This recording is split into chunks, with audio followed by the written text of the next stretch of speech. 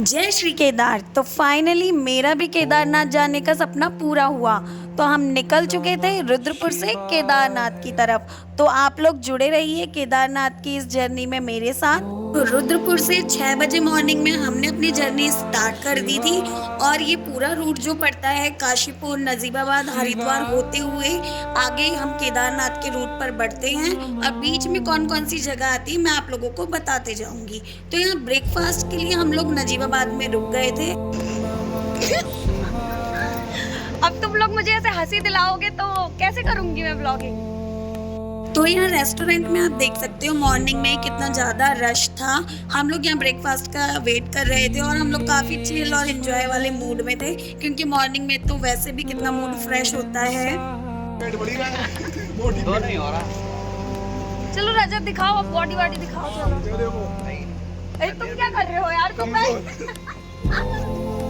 तो यहाँ पर हम आगे बढ़ते बढ़ते हरिद्वार पहुंच चुके थे। हरिद्वार के बाद आगे हम देवप्रयाग में रुके थे अपने लंच के लिए।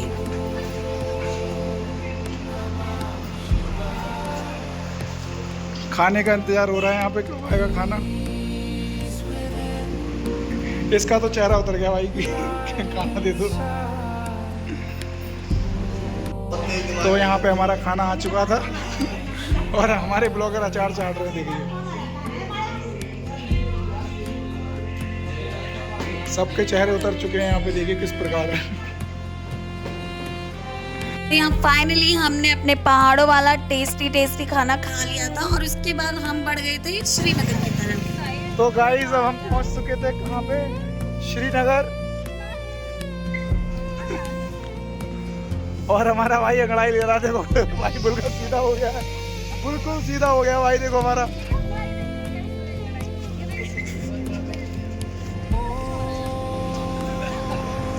ये है श्रीनगर।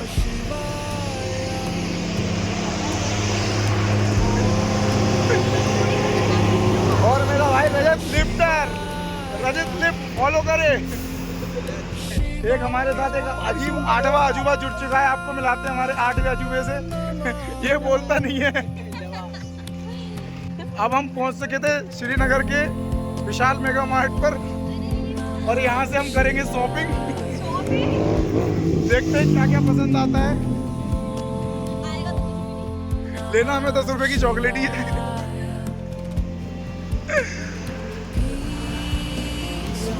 तो यहाँ श्रीनगर वाले रूट पर हम लोगों को थोड़ा सा ट्रैफिक मिल गया था। तो यहाँ कम से कम हमारे 30 मिनट्स खराब हो चुके थे और हम लोग एक एक मिनट का हमें बहुत ज़्यादा अफसोस हो रहा था। हम लोग सोच रहे थे कि हम लोग रात होने से पहले वहाँ पहुँच जाएं, लेकिन फाइनली ट्रैफिक क्लियर होते ही हम लोग आगे अपनी मंजिल की तरफ बढ़ चुके थे। और मंजिल तो आपको हमारी पता ही है, स्वर्ग के द्वार केदारनाथ। काफ़ी ज़्यादा एक्साइटेड थे हम लोग वहाँ पहुँचने के लिए। तो अब यहाँ से केदारनाथ रह गया मात्र 80 किलोमीटर। अब तो टाइम ज़्यादा हो गया है तो हमें रुकना पड़ेगा। ये हम अभी रुद्रप्रयाग के पास में हैं। आई थिंक 10 किलोमीटर हो गए यहाँ से रुद्रप्रयाग। देख सकते हैं आप यहाँ का भी व्यू।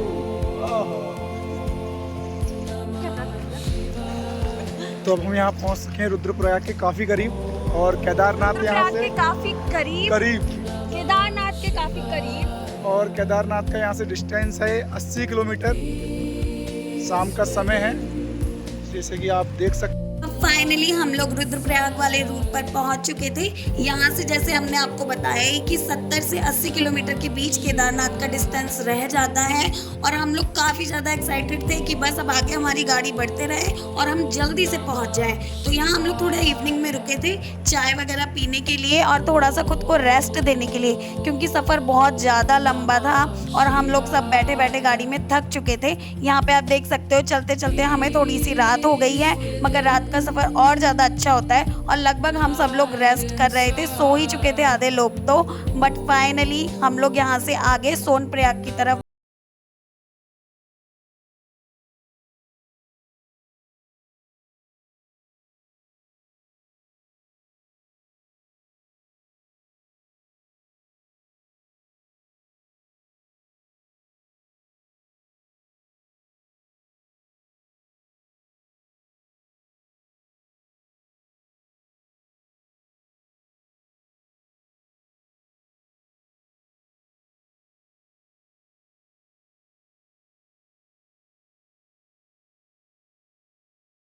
यहाँ हमने नाइट स्टे के लिए रूम लिया था, तो मैं आपको यहाँ का व्यू दिखा रही हूँ। और आप देख सकते हो बाहर कितना ज़्यादा अच्छा मौसम हो रहा था और व्यू भी यहाँ पर काफ़ी ज़्यादा अच्छा था। और रश भी बहुत था क्योंकि इस वाले सीज़न में बहुत सारे लोग हैं जो केदारनाथ यात्रा पर आते हैं। और सोनप्रयाग से ही थोड़ा आगे जाकर हमें गौरीकुंड तक के लिए कोई टैक्सी वगैरह आराम से मिल जाते हैं। खेल दिखाएगा। तो दूसरा दिन और अब हम सुबह में हो चुके हैं तैयार यहाँ से सोनप्रयाग से। अब हम निकलेंगे आगे केदारनाथ के लिए। बारिश हो रही है हल्की हल्की और यहाँ सब देखिए आप रेनकोट में रेडी हो चुके हैं और देख सकते हैं हमारे सभी मेंबर्स। ये देखिए सब जादू बन चुके हैं। सबसे बड़ा जादू एक्सपीरियंस जादू, काफी सोचता हुआ।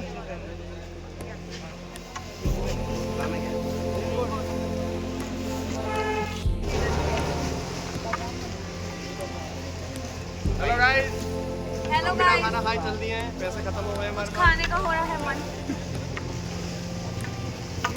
भाई ऊपर ठंड लग रही है, नीचे नहीं लग रही है।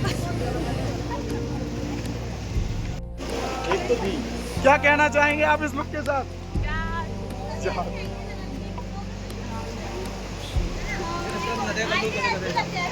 ओ ब्लॉगर। तो देखिए यहाँ पर लिखा है केदारनाथ में सभी श्रद्धालुओं का स्वागत है, यानी केदारनाथ की यात्रा यहाँ से शुरू हो जाती है।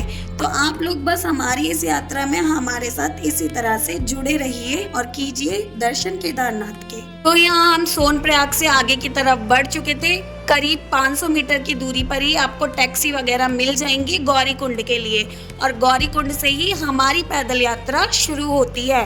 तो यहाँ सुबह सुबह ही बारिश का मौसम हो गया था और अभी तो हल्की हल्की बारिश हो रही थी, बट फिर भी हम सब लोगों ने अपने रेनकोट पहन लिए थे क्योंकि यात्रा शुरू होने से पहले ही अगर हम भीग जाते तो बहुत ज़्यादा दिक्कत हो जाती। तो यहाँ पर हम आ चुके हैं जहाँ टैक्सी स्टैंड है। यहाँ पे शेयरिंग में भी गाड़ियाँ जाती हैं और हम लोग तो काफ़ी लोग थे, तो हम सब लोगों ने एक गाड़ी की और हम सब यहाँ बैठ चुके थे गौरीकुंड के लिए निकलने के लिए। तो आगे बस हम लोग एक्साइटेड थे अपनी यात्रा के लिए और हम बढ़ चुके हैं गौरीकुंड की ओर। जयकारा वीर बजरंगी।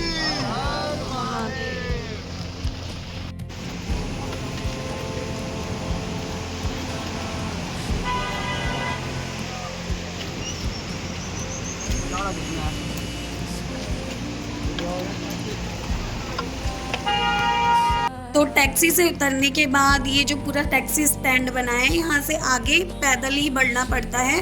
आगे काफ़ी ज़्यादा रेस्टोरेंट, होटल्स वगैरह भी सब मिल जाते हैं क्योंकि कुछ लोग हैं जो गौरीकुंड आकर भी रुकते हैं, बट हम लोग यहाँ मॉर्निंग में पहुँचे थे और गौरीकुंड से ही ब्रेकफास्ट करके अपना ट्रैकिंग हम शुरू करने वाले थे क्योंकि इतनी लंबी ट्रैकिंग है। 22 किलोमीटर का जो पूरा ट्रैक है उसके लिए आपको थोड़ा सा कुछ खाकर निकलना ज़्यादा ज़रूरी है। तो यहाँ पर हम लोग अपना प्रॉपर ट्रैकिंग के लिए तैयार हो गए थे और जो ट्रैक है वो कहीं आपको फ्लैट भी मिलेगा, कहीं ऊंचा नीचा भी ऐसे मिलेगा। इसके लिए ये डंडे हम लोगों ने लिए थे कि इसके सहारे से हम लोग आगे बढ़ते चलेंगे। तो अभी स्टार्टिंग में तो हमें काफ़ी ज़्यादा अच्छा लग रहा था, काफ़ी चिल करते हुए हम लोग आगे की तरफ बढ़ रहे थे और यहाँ पर काफ़ी खूबसूरत खूबसूरत झरने आने शुरू हो गए थे और व्यू इतना औसम था। अभी आगे वीडियोज़ में मैं आपको सारे झरने दिखाऊंगी और आप उनकी नेचुरल जो वॉइस है वो सुन के आनंद लीजिए। और वो दृश्य हम सामने से देख रहे थे तो हमें तो बहुत ही ज़्यादा अच्छा फील हो रहा था।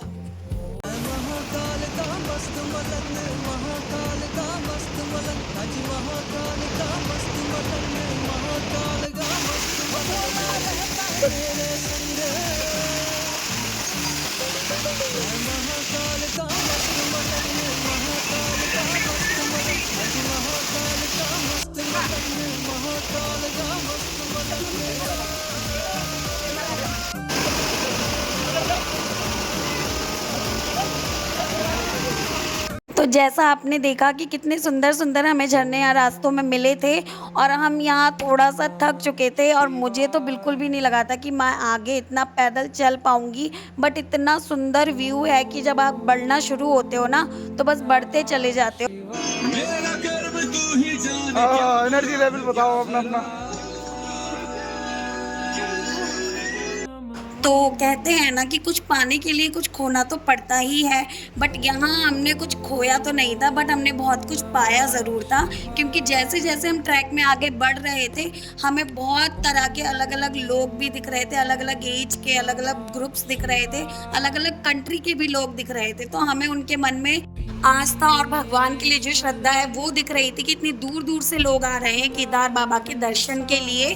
तो हम लोग यहाँ बीच बीच में कहीं कहीं पॉज ले रहे थे थोड़ा सा कुछ खाने के लिए, ताकि हमें एनर्जी मिले। क्योंकि जो ये पूरा ट्रैक है ना, जब आप चलते हो ना तो बीच बीच में थोड़ी थकान तो आपको होगी, बट एक बोलते हैं जो मन में आस्था होती है, जो एक्साइटमेंट होती है कि हम वहाँ जब मंदिर पे टॉप पर पहुँच जाएंगे तो कैसा लगेगा, तो वो आस्था आपको थकने नहीं देती है। तो यहाँ एक पॉइंट बना था मैगी पॉइंट, वहाँ पर हम रुके थे और थोड़ा सा हमने चाय और मैगी वगैरह खाया।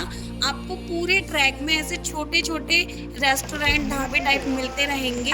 और यहाँ आधे ही ट्रैक में हो चुकी थी बारिश, और बारिश के साथ चलना और ज़्यादा मुश्किल हो जाता है।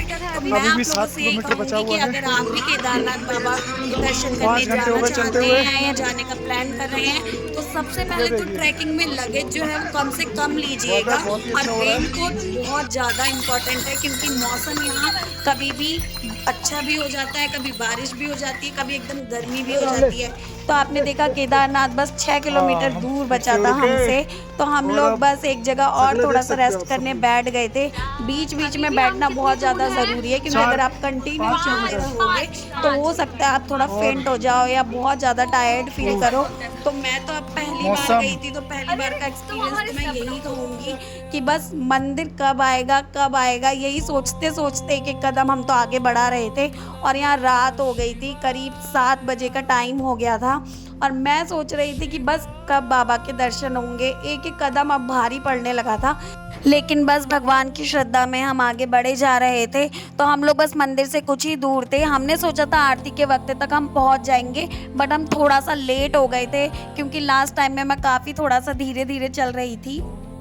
बज चुके हैं रात के 7:30 और हम पहुंच चुके हैं बाबा केदारनाथ के दरबार। सामने आप देख सकते हैं, और धीरे धीरे हम आपको बाबा के करीब लेके जाते हैं। तो यहाँ ऊपर मंदिर जाने के लिए काफ़ी सीढ़ियाँ वगैरह बना रखी हैं, और आप देख सकते हो सामने ही बाबा के दर्शन हो रहे हैं। मंदिर की चोटी आपको दिख रही होगी, और बस मैं धीरे धीरे एक एक कदम बढ़ा के मंदिर तक पहुँच रही थी। और वो मंदिर तक पहुँचना भी मेरे लिए इतना मुश्किल हो रहा था ना, कि बस मुझे लग रहा था कब मैं वहाँ तक पहुँचूँ और कब मुझे दर्शन हो बाबा के। आपने जैसा और फोटोज़ वीडियोज़ में देखा होगा, सामने से मंदिर उससे कहीं ज़्यादा सुंदर है। और जब आप यहाँ पहुँच जाते हो ना, तो आपको अंदर से जो फीलिंग आती है वो आप यहाँ पहुँच कर ही फील कर सकते हो। और मैं अब पहली बार आई थी ना, तो पूरा ट्रैक में जो मुझे थकान हुई, जो भी परेशानियाँ हुई, वो यहाँ पहुँचकर सारी खत्म हो चुकी थी। और बाबा के जयकारों से सारा मंदिर देखिए कैसे गूंज रहा है।